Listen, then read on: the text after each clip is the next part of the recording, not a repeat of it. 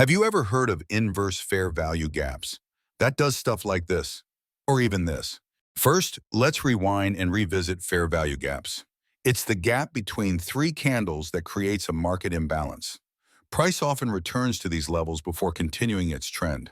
So, an inverse fair value gap forms when price sweeps liquidity and then aggressively reverses, pushing through the FVG in the opposite direction.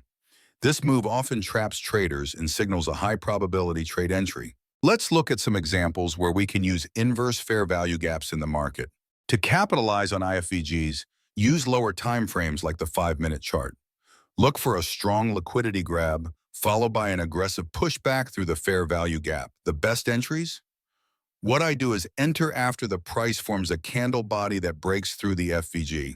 Stop loss above the inverse fair value gap, and take profit targeting a liquidity level like this. Perfect and easy.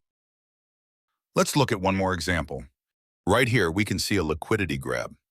Now what's next? A candle's body should close above the fair value gap, confirming an inverse fair value gap.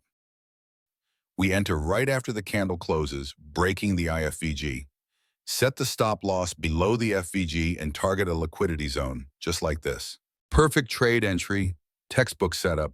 If you enjoy the video and want more videos just like this, please like and subscribe.